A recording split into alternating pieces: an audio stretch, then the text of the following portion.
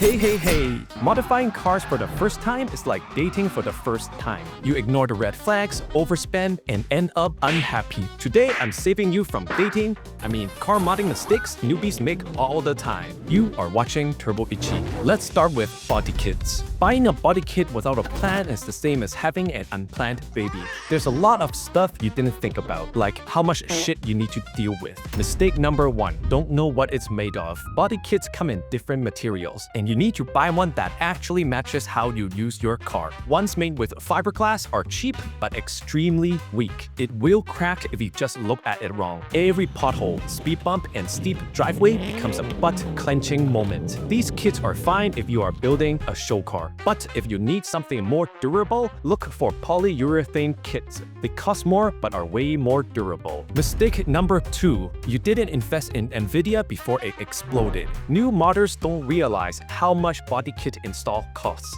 The kit might be $5 but paint, bodywork, and proper fitting can easily cost more than the kit itself. Complicated installs can cost more than $10,000, and what you really need to know is body kits never fit perfectly out of the box. Never. Make sure you have a reputable body shop to help you out. Mistake number 3, you think you found a good deal. That cheap body kit you bought from eBay is going to hurt you. Yes, the pictures look amazing, but your car is not going to look like that photo. Just like how my Tinder dates never look like Scarlett Johansson in real life. I keep falling for that trap. You don't save money with a cheap kit. You just move the cost to bodywork, extra labor, and repainting. And after all that, the panel gap is still bigger than a Tesla's. If you can't afford a full kit, that's fine. I can't either. Just buy pieces of it. Start with things you like to play with at night. Lips, skirts, wangs.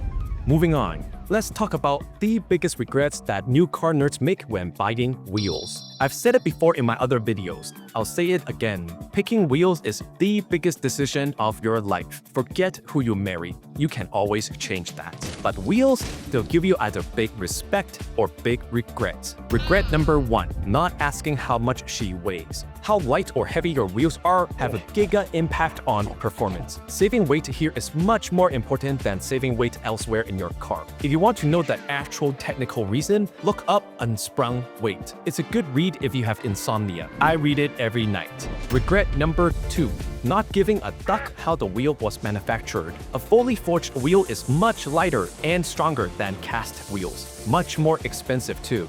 I'm not kidding, it's very expensive. If you absolutely do not care about driving performance, sure, go for heavy cast wheels. If you want performance but you're so broke, your underwear has torn holes for you to go pee and poo, well, there are some hybrid wheels that are good and affordable. An example is the super popular NK RPF1. Every Miata or A6 either has them or has added them to their shopping cart at some point. It's made using a hybrid process between forging and casting. It's very light and very affordable. Seriously good wheels. Regret number 3, forgetting your car has brakes. Those wheels you just spent thousands of dollars on, your brake calipers might be blocking it from mounting. What are you going to do? Remove the brakes? There are some aftermarket brake caliper companies that provide fitment templates you print out to make sure everything fits. Don't skip this step. The style of rim affects brake clearance. Look at different concave, convex, and flat face style wheels. Regret number 4, not understanding what this means.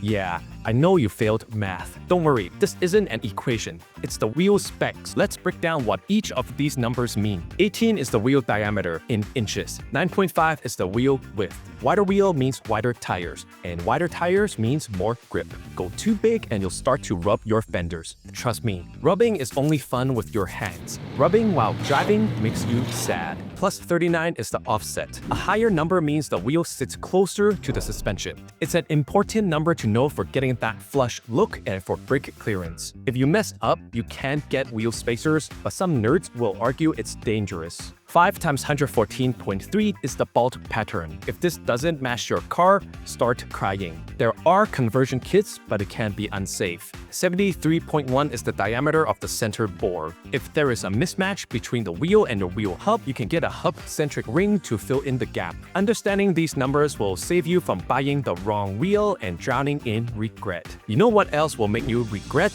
Not subscribing to this channel. Don't miss the next fun video and join this channel of car nerds. Finally, the last boo-boo that new car modders make is not knowing the difference between replicas and fakes. And yes, this is where the comments usually get spicy. Replicas are parts that are inspired by an original design. Some people call these style-inspired parts. They look similar, but they're sold under their own brand name. It's like how Pal World was inspired by Pokemon. They don't steal logos, and they're not pretending to be the real thing. You are paying less because you are getting different materials, different manufacturing, and different or lack of quality control. Now, fakes are a completely different story.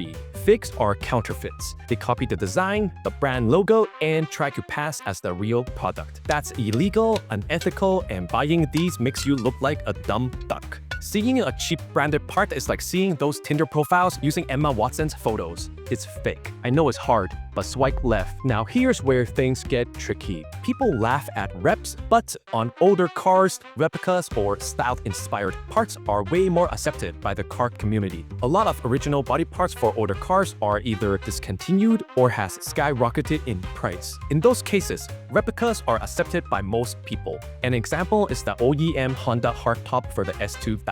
Those have been discontinued for a long time, and it costs around $6,000 to $7,000 on the used market. That is more than double the original cost from the factory. Nowadays, you can find replicas of it and even carbon fiber versions from aftermarket brands. These brands advertise it as OEM style hardtop. They are honest about what they are doing, and we thank them for keeping these old cars alive. Most people in the car community understand this. If the original part is harder to find than true love, running a replica is practical, not shameful. For wheels, sometimes the original brand doesn't even sell the exact size or spec you need. That's when people look at replicas of the same style that actually fit their setup. For example, the Apex Arc 8. Apex is a legit American brand that makes high-quality wheels, but guess what? The Arc 8 is a replica of the BBS RC. It's an insanely popular wheel for BMW owners. And no, BMW owners aren't buying it because they are broke. Okay, some of us are. I make $100 a month from YouTube. Please subscribe so I can afford premium gas. Anyways, they are buying it because Apex offers sizes and specs that BBS doesn't. More sizes, better offsets, and improved concave face options, which also means better brake clearance. So these reps actually solve real problems the original wheel doesn't. It's like dumping your girlfriend and dating her twin that is emotionally stable and supportive. Anyways, that's why wheels like these Apex ones are widely accepted. But if a replica wheel is poorly made, has no performance benefit, and exists purely to look expensive on a budget, yeah, that's when people start judging. The key is honesty. Don't slap on fake logo stickers, don't pretend it's original. Modifying cars is a very fun hobby, but very complicated. What are some mistakes you've made when building your car? Subscribe or else the set of wheels you bought on Facebook turns out to be fake. You've been warned.